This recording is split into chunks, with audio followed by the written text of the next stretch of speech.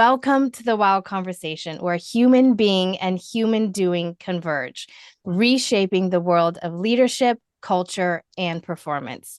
Today, we get to have a wild conversation with the president of Seattle Pacific University, Dr. Deana Porterfield.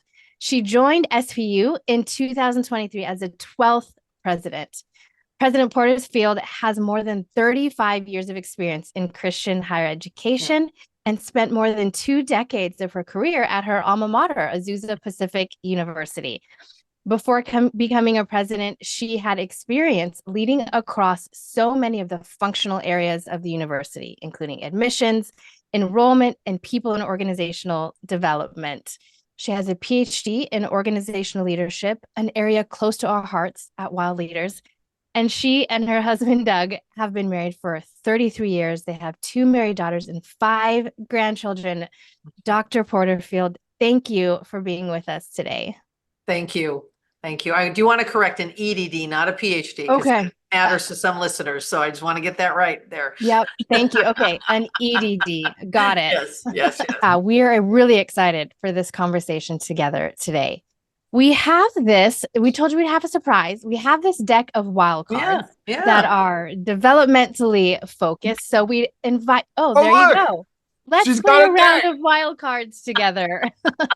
I pulled out 10, so we didn't have to dig through 50 of them yet. And I'll go first. Deana, you can go next. And Dr. McKenna, you'll round us out. So we'll pick a number between 1 and 10 and just answer from our guts. So I'm going to pick number 5. Okay. So mine is, who are you investing in? I'm going to go with maybe the cliche answer, but my kids. I have 4 of them. Tomorrow is picture day. It's kind of a thing. So we've been planning for it. I have 3 girls and 1 boy. And so I'm investing in this moment for them to remember this year for the rest of their lives. So that's what I'll go with. It's great. All right. Deana, pick a number. Number 3. Okay.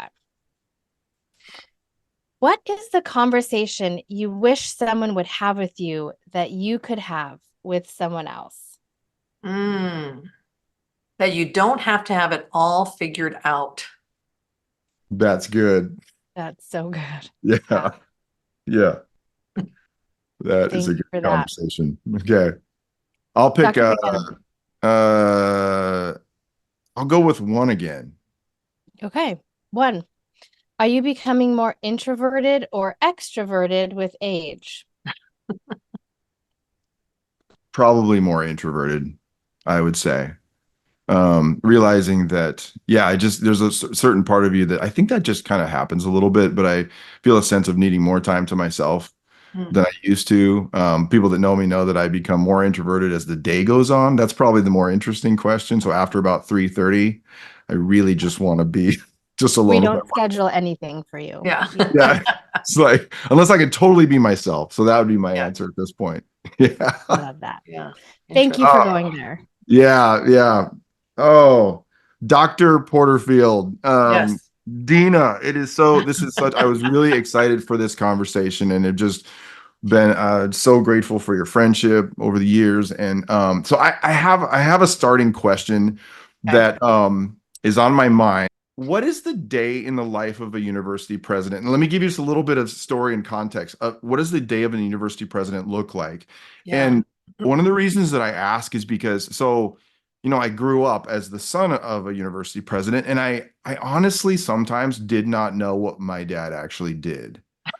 I remember and so I'm just so curious, so people might think well, what she does is she makes sure that her formal gown is working for her today. Right. It's or is planning the next speech, or is what does a day in the life look like for you? Yeah, well, I'm just going to pull out my schedule right here, and I'm going to do a little day in the life here. Okay.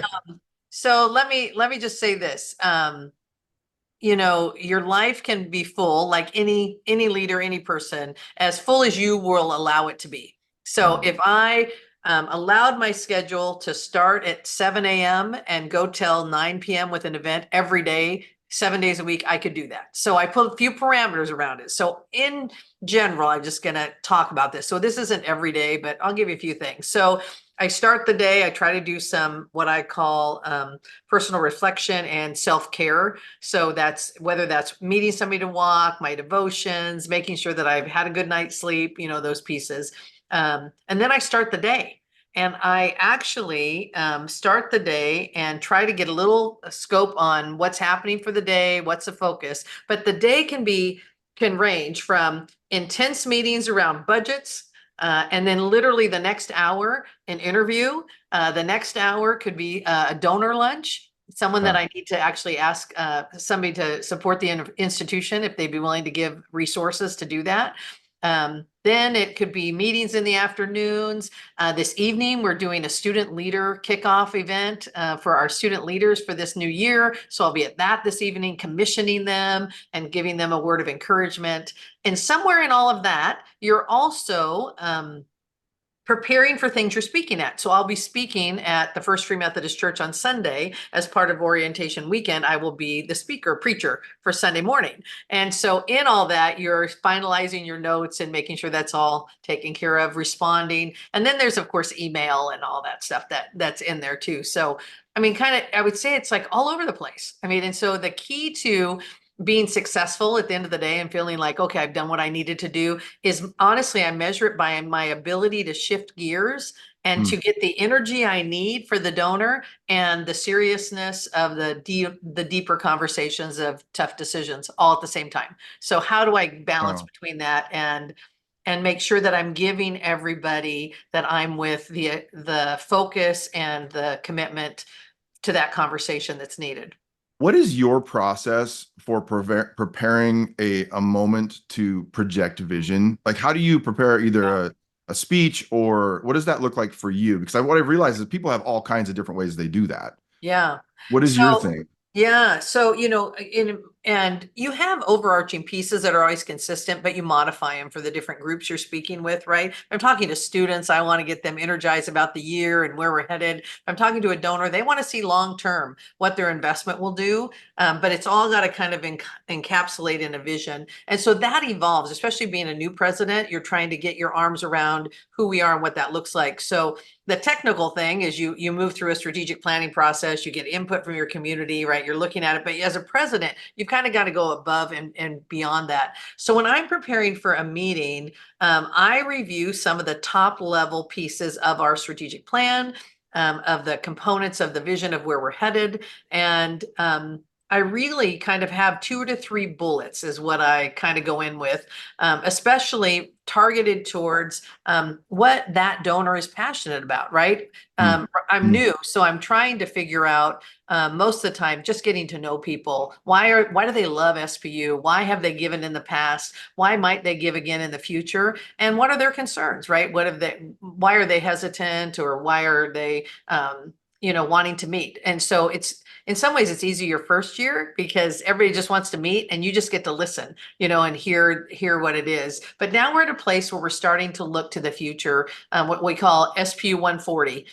Which is our 140th year in 2031. And so going into being able to articulate that in a way and really trying to describe the nuances that anchor our university in the beautiful pieces and traditions that we have, while really moving us forward so that we can continue to be a light on the hill to a world desperately in need, right? So what does that look like? So I tend to have 2 to 3 things. So right now I just spoke Friday at a kickoff for new students, and kind of our themes at a high level are, we are with students at the cross and in the city. And so what does that look like, right? And so depending on the group I'm talking to, I'm going to break that down differently. We're going to go personal for just a moment, because I want to come back to some of the things you just opened up.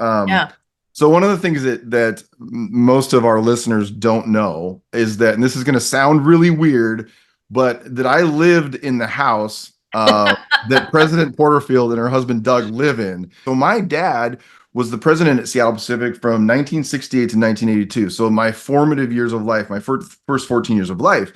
And what people don't know is that on a lot of university campuses, the president lives in a home, the president's home on campus, which is called Hilford House at SPU. It's such a funny thing too when you have this deep experience of the house, and can you tell him this conversation we had Yeah. recently about the house? Right. So I was visiting Rob's parents, and he and his sister came over to visit, and we were kind of talking about kind of going down memory lane. And one of the questions was, is there still a blue bathroom? Well, here's the thing. The house was built, I think it had to be built in the 60s or whatever, when blue bathtub, blue toilet, blue sink were really popular. Remember that? It was, you had pink, you had blue, you had avocado, yellow, you had all these kind of colors. And the answer was yes, there is still a blue bathtub, a blue sink, and a blue toilet in one of the restrooms, which is just funny. But then Rob tells this story, and I just tell you my version of it. You can interject, Rob, but Rob tells a story about it was a critical moment in his life when they were moving. His siblings were gone, but he was going to be moving to Wilmore, Kentucky. No offense to anybody that lives there, but there's a big difference between Seattle, Queen Anne in Seattle, and Wilmore, Kentucky. And he was sad.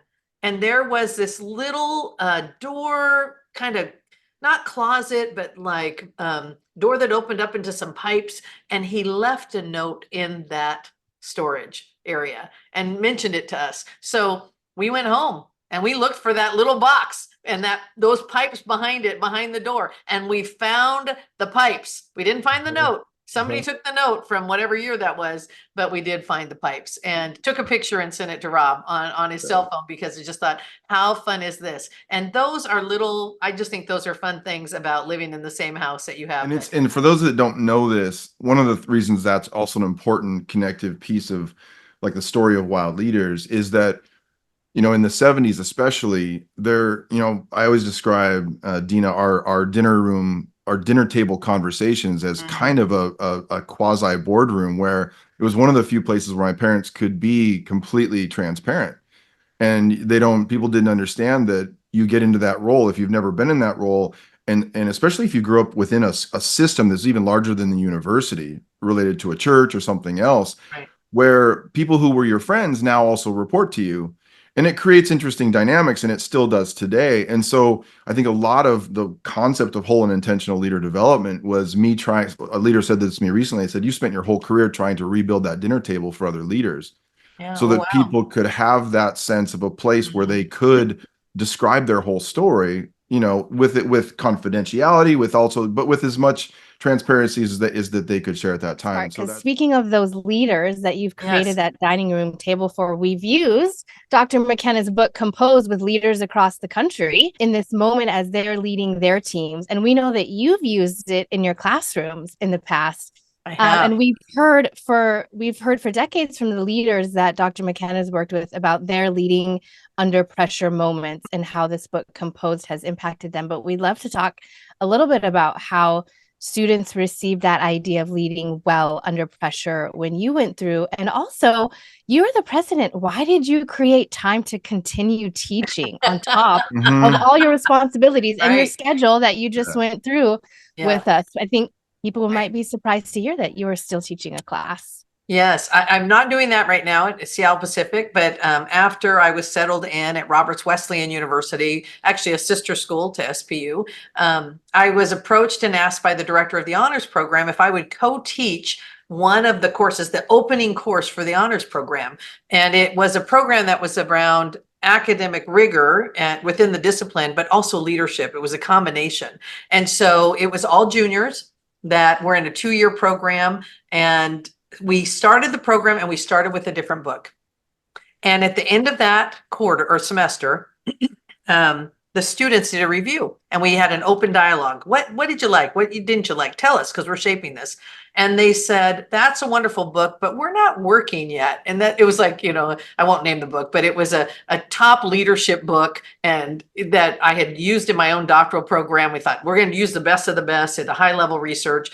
And the students were like, it was fine, but I don't know. It was hard for us to relate to being juniors in college. So I had been sent this book. It showed up on my desk at my university in Rochester, New York. And I thought, Okay, well, I know this person because of having known Rob from afar. I knew somebody that worked with the Wild leadership team that was close friends of ours.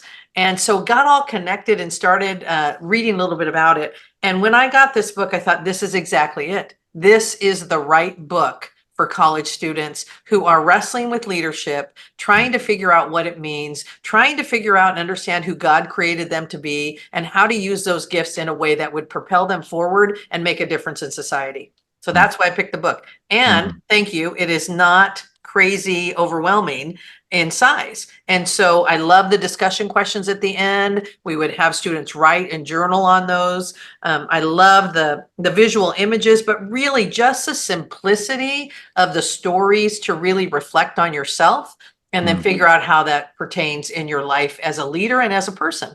So that's why I picked it. And we used it every year after. So we kept purchasing them. You're welcome. Well, thank you. So, Deana, it's so funny. You know, the best compliment I ever got, other than that one, by the way, thank you for that. It just inspires me that students resonated with it. Is somebody saw me in a coffee shop and he said, "Hey, are you Rob McKenna?" And I said, "Yeah." And he goes, "This is my first book, Dying to Lead." He said, "I just read your book on an airplane. Yeah. And I don't read." And I was like, that's awesome. You know what I mean? Awesome. And it's funny you say that too, because with my next book, I wanted to write I kept calling it a book. I wanted to write a really fat book. Right. We're actually in this conversation right now about whether we're going to split my next book into two. And I'm like, it's funny, right? This is actually more consumable. Yeah. Thank you for that. I would love, one of the things to hear from you is, we know that like formative experiences, early career, not just early career, but even later career are so critical in our development. Can you tell us just a little bit about the story of your own development? Maybe like one or two experiences that had a profound impact on the leader you are today. Yeah. The way you approach it all. Yes. So I will just say that my life was completely impacted by my experience at Azusa Pacific. Not just as a student, but really as an employee. I worked there 26 years. So you kind of grow up in that environment, but specifically by those that I had the opportunity to work with. And there is one person that was the most significant mentor in my life, and that was Dr. John Wallace. He has passed away a few years ago, but he was the president of Azusa Pacific. Prior to that, he had worked at the institution, had moved up. So when I came and started working there after I graduated, he was the vice president for student life. And so, and then kind of as he moved, I moved, and what those pieces were. But I think the thing that I learned at Azusa, and it is still part of who I am, it has so influenced how I lead, is this understanding that we need to know who we were created to be.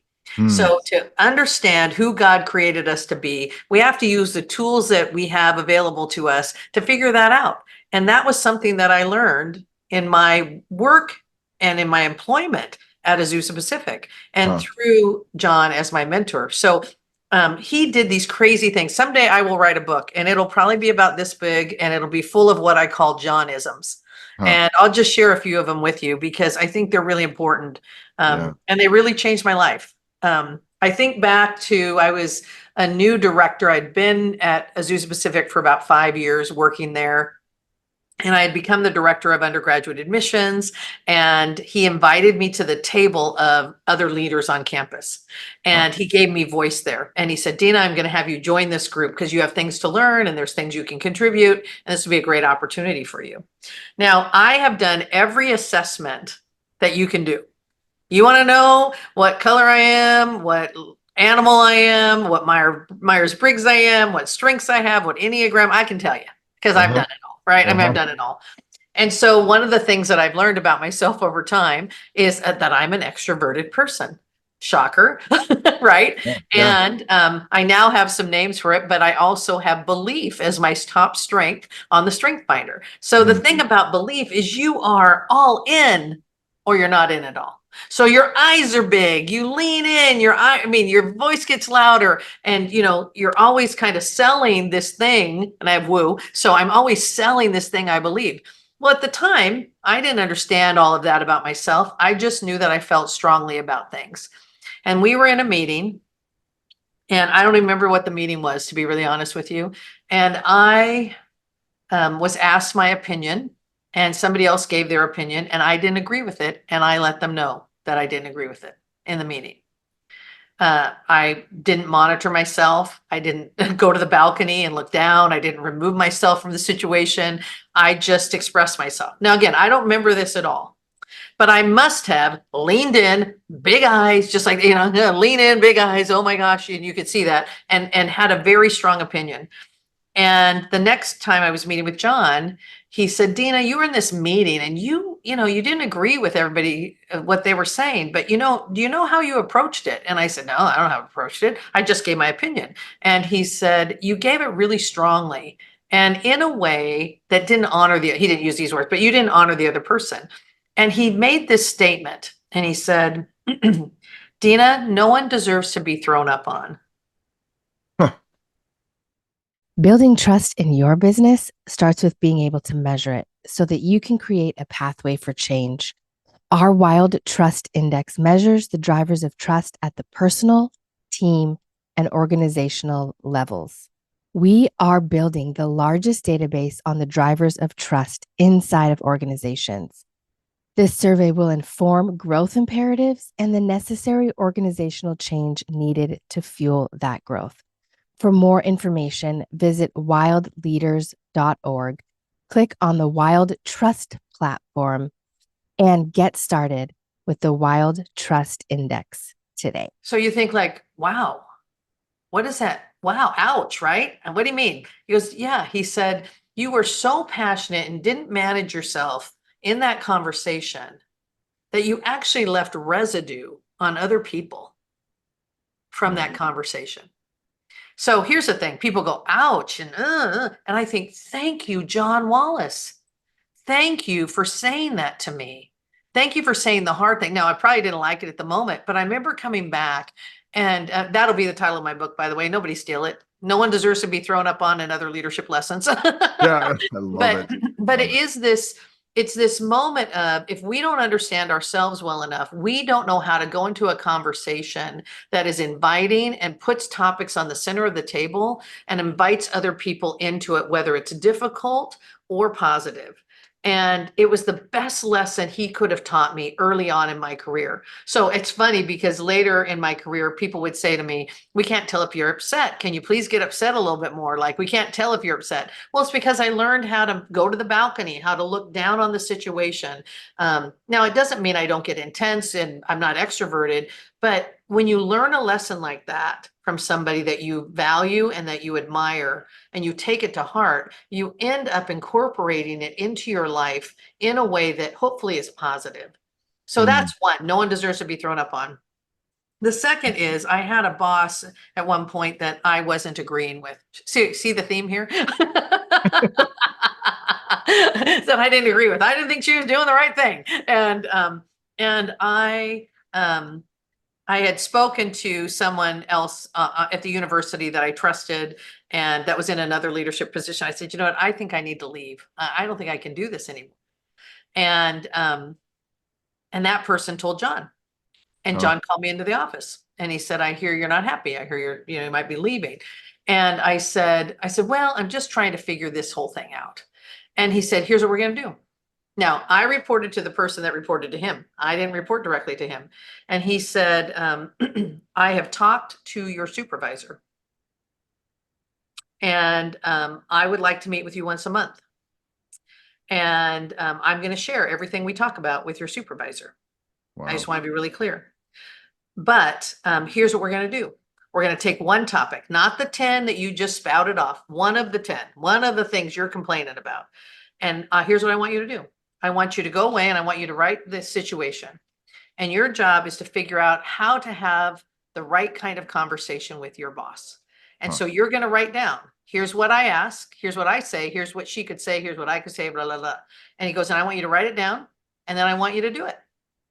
And your goal is to get to the end of the conversation where you haven't thrown up on her, where you haven't reacted, right? Where you've actually expressed your concerns in a way that's productive, and then she can respond and you can, and you stay in the conversation. Don't run from the conversation. Hmm. Okay. And so then I would do that. And then he'd say, okay, next meeting, and I come back, he goes, what was your issue? I write it, here it is. I bring the piece of paper and we go through it. Here's what I said, here's what she said, here's what I said, here's what she said. And he'd go right there and he pointed it. He said, you stepped away right there. Wow. And think about how amazing that is, that someone cared enough about my leadership and me to tell me that, and the hard conversation. Because here's the thing, in leadership, you don't want to go around the boss. And he didn't. He said, I'm going to tell her, she's going to know she's doing this, and I'm going to tell her what we're talking about. So just FYI, this isn't your like safe place to come complain about your boss. This is about you, Deana, learning how to manage up, because you are not doing it well right now. Wow. And so this is what we're going to do. I mean, I have hundreds of those kinds of examples of somebody speaking into me. And so I went back to John before he passed, and I asked him, I said, why did you keep giving me things? Yeah. Right. Yeah. And here's what he said. He said, I gave things to a lot of people. I gave them this kind of feedback, but you came back and really wanted to understand and learn from it. So I gave you more. Not everybody comes back wanting to talk about what they needed to learn. Wow. You caused me to think about, so I started at Azusa Pacific also, and I Right. in the School of Business for 5 years. And one of the things I've thought back on, my brain, it's all over the place right now, because I always, because Dr. Felix was the president when I was there, and then John was almost everybody kind of knew that he was being prepared. Like there was a preparation in him. I don't know if everybody knew that, but I did. Yeah. And I didn't know him. I had a couple of conversations with him. I've known like his children a little, like I've known some about his family and so on that I met since then. But I always wished I had. Mm. And what I was thinking about is even you expressing that story to me. And one thing we talk about so often at Wild Leaders is like, we're in this for the long haul. In other words, some of to be aware, even the logo that's back there on the wall, it's a washer, is this reminder that of what maybe beginning, continuing, or finishing right now, that God may be putting in front of you, but even that may be finished by your children or your grandchildren or someone else. And I was thinking about this conversation and thinking about, so John has passed away now, but I kind of know him through you. Yeah. Yeah.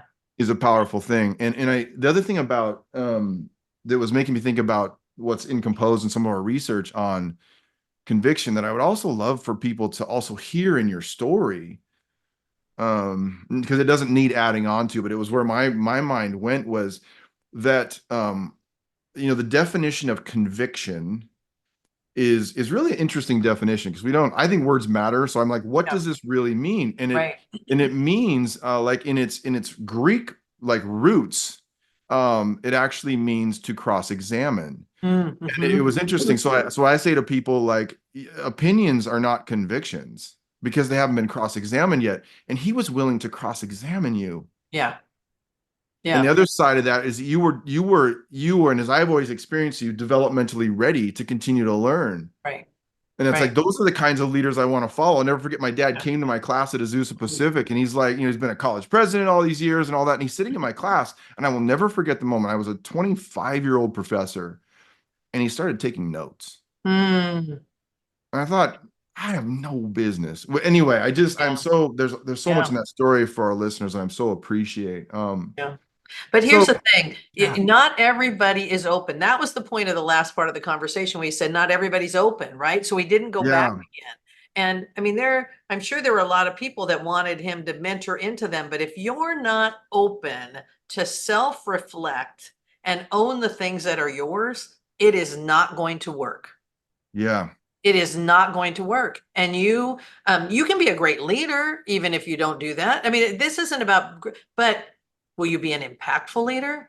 Yeah. Will you speak into the next generation the way they need to be spoken into so that they can see things that they may not see, that sharpen who they are, who God created them to be, and prepare them to take the next leadership roles in this world?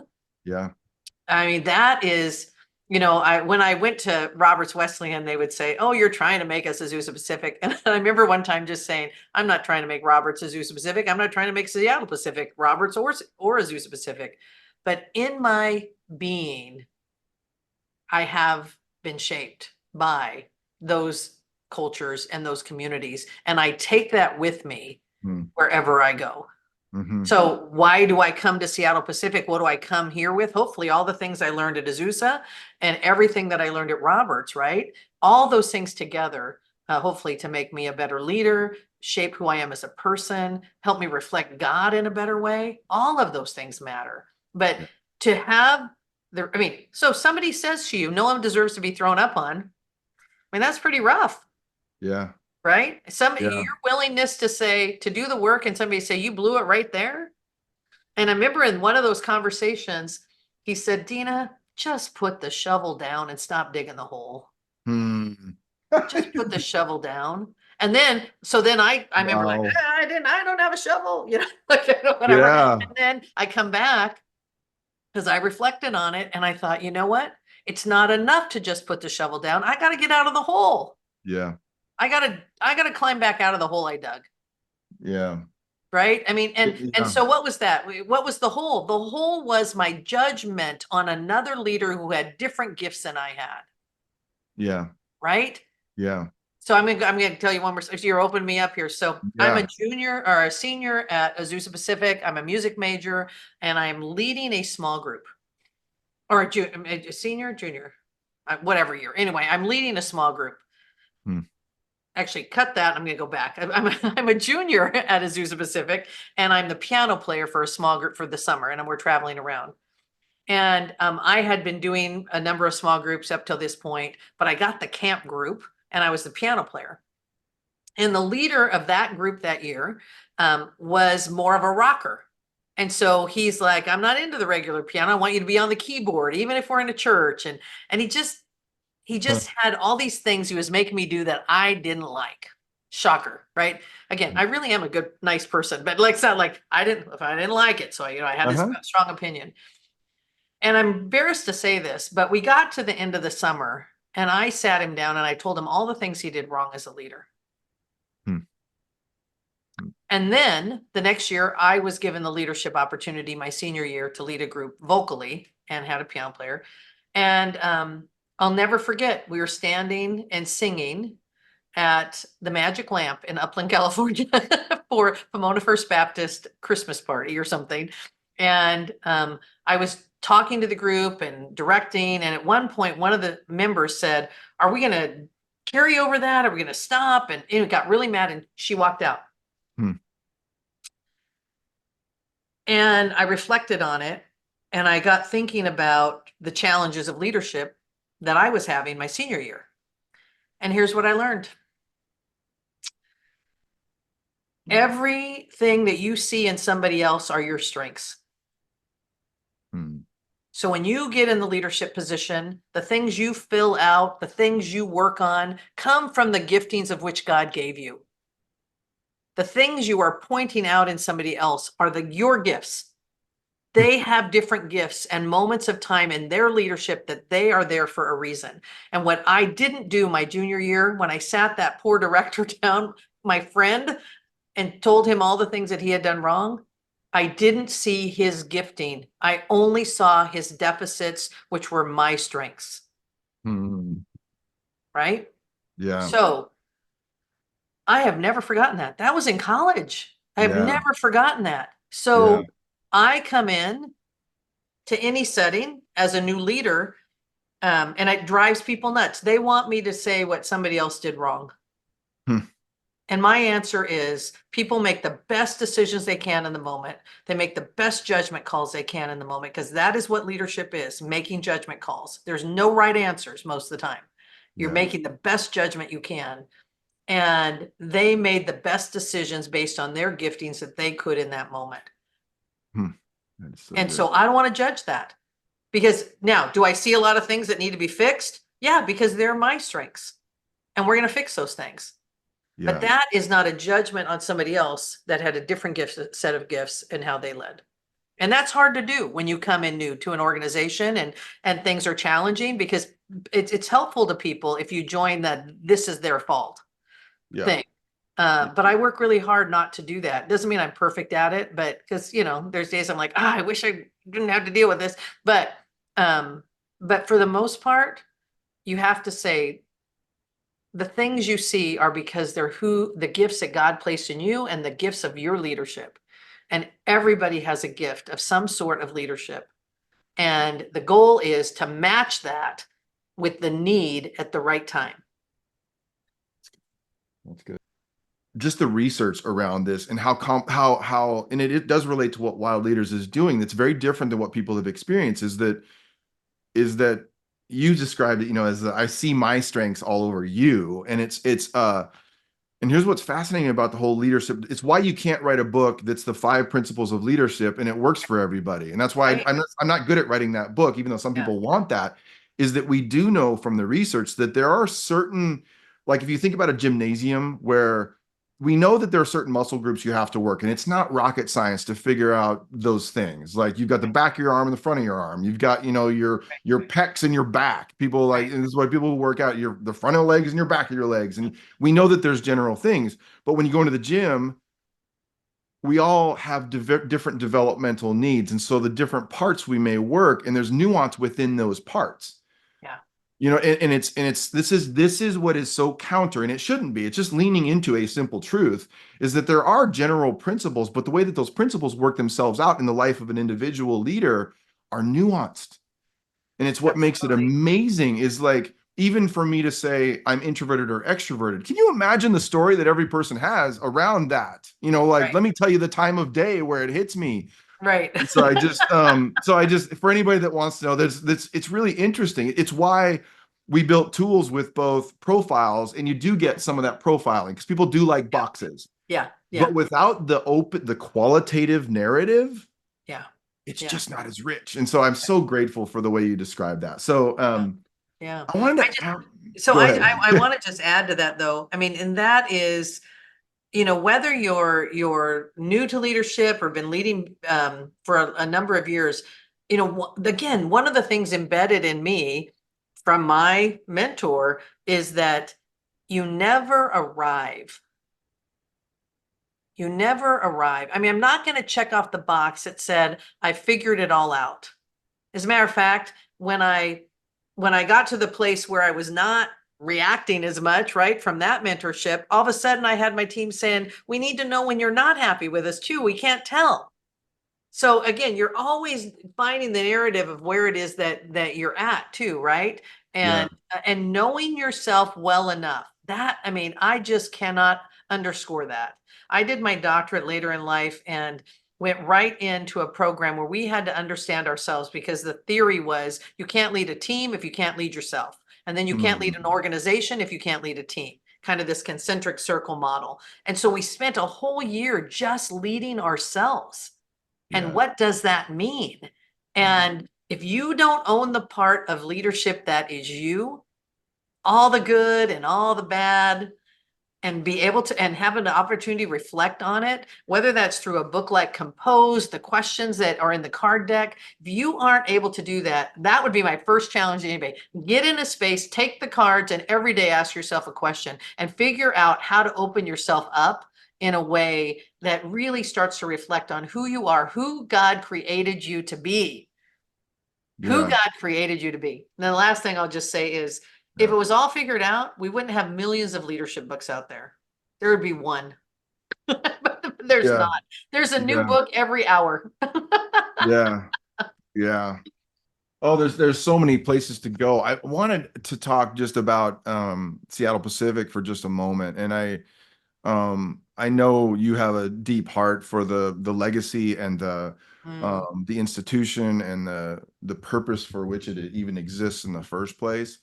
And so anything about that is so welcome. And one thing I'll say, I think I've told you this before, Deana, that my dad, I can say these things now because he's in his 90s, so I can say whatever I want. Right? And But as he described SPU as he didn't say this publicly, but I can tell everybody now. He said it was like holding a ball of yarn. Oh, that's a good And analogy. he said, and I think it is unique to the institution because he said, and so you hold it, right? You're still holding the ball of yarn, but if you Yeah, squeeze it too tight, you'll kill it.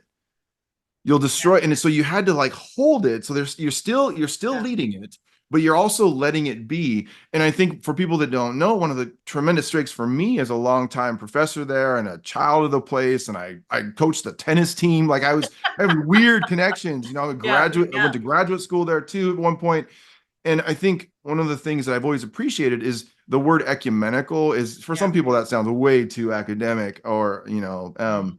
but what it was an interesting place because it was a place where you couldn't really come with all the answers. Yeah, I don't know if it would be a very if you already knew all the answers, why would you go to university right, anyway? right. But you also, and I always said, like, if you're a fundamentalist or an atheist, you probably won't like it here because you already have all the answers. Like you've got all Right, the right, fundamentals down, and right, you've got, right. so it's like, but there was this rooted in a deep centering of faith. There was this openness that I experienced in the community that was Yeah, the curiosity and the questions were important. yeah, So anyway, that's too much about what I experienced. But yeah, as you lead your team into the future, will you tell us a little bit about the yeah. moment that you are in right now and the moment that you are seizing? We like to talk about that. Like, what is the moment that you're seizing right now? Right, right. So I just want to say, what I love about SPU is some of what you described, and it's hard to name. I love the yarn. I'm gonna have to like think on that, this holding this ball of yarn, because I think that's true. I've talked about it as kind of this model of it's independent yet connected, right? The way in which we work with our students is so rich and deep and unlike many institutions, right? Because you're walking alongside with them in such a different way. So this idea of with our students, and we call it a secret sauce. I'm trying to name it differently than a secret sauce because it is so unique to a high level of scholarship and research, and the faculty kind of elevate the students to come with them in a Hmm. really unique way. That's the academic component. And then you have this beautiful space of our faith. And I don't ever say ecumenical separate of the four areas of our statement of faith because you don't ever want it misunderstood because it comes out of a central component, kind of four concentric circles of the orthodoxy of Christ, right? That lordship of Christ, authority of Scripture is the center. And then we have evangelical, which that word's been hijacked, but what it really means is good news of Jesus for all people. Then we're Wesleyan, which is really unique, Free Methodist Wesleyan. Well, we believe in social and personal transformation, what we're talking about right now, right? Yeah. That God comes in there and shows us and develops us into who we are. And then through all of that, we are ecumenical within that love of Jesus Christ to have different denominations represented, not different religions, but different denominations represented in there. And that is the beauty of SPU. And we hold that intention because it's not easily defined. And our theological position, where we come from out of our Free Methodist heritage, is a complicated space. It's very clear on who the Lord is, the Lordship of Christ, authority of Scripture, all those things I just discussed, but it's not afraid to live in the complicated spaces. And we are one of the few universities in a metropolitan city, Christian universities in a metropolitan city. And I think that is the beauty. And for some people, the scary, like, wait a minute, you're in the city, but it is the beauty of who we are. And so I think unafraid to discuss things that are challenging in the culture and to have conversations about it. But also not a compromise on our faith. Good people can differ on things like that, right? About what's out there. Not, we all have to agree on the component of the faith, but we can have hard conversations. That is a unique space, right? How we stay clear on that and who we are. And then all of that is not just for the education, not just for a stronger relationship with Jesus Christ. It is so that we will go out into the world and make a difference, right? That's what it's absolutely about. And our new tagline on our admissions pieces are empowered to serve the world. But it really is this idea of send me. If I have all these things that God has given me through my education, through my spiritual development, then send me wherever it is into Hmm. this world because I am unafraid to step out. Wow. That is a Seattle Pacific University description of who we are. And so sitting here, we're in a unique time. We are repositioning the university to aim towards SPU 140. And we are a little smaller than we've been given the pandemic and some more recent challenges that we've had the last couple of years. And so we are repositioning the university to meet that smaller size. And then we are going to take off towards 140. So we're in a challenging time. I mean, those are hard things, right? Repositioning is a nice way to say that we're right sizing to the size of enrollment that we are, right? And who we are and who we've become in the last couple of years. But there is such an energy to get to that next stage once we get that in order, so that we could get moving forward. So that's the tough work that we're doing. But the mission, the unique space we hold is just, I'm just telling you, I mean, I've been at multiple universities. I've been on a lot of campuses. SPU has something different in its ability to hold all of those things in tension, the ball of yarn that your dad Yeah. said. And our job is to make sure that we don't, we don't squelch it. We don't unravel it. Yeah. We actually keep it clear in the space that it's at. Yeah. Which means not everybody's gonna be happy with us all the time. Yeah. And that's okay. Yeah. I am so, Deana, so grateful for everything you have said. I just, I'm going to be thinking about this a lot. And I just, for your transparency, for the vision that you expressed, all of it is so, we're really, really grateful. I would love for us to have, I want us to, if we had another conversation, I would love to get into trust. I don't want to do that now, but I'd like to have another conversation because I think a lot of people who are connected into universities across the country and even around the world could benefit from an inside story on what does trust have to do with that. And as you know, that's been a big element of what Wild Leaders is where we have been moving and doing research right now.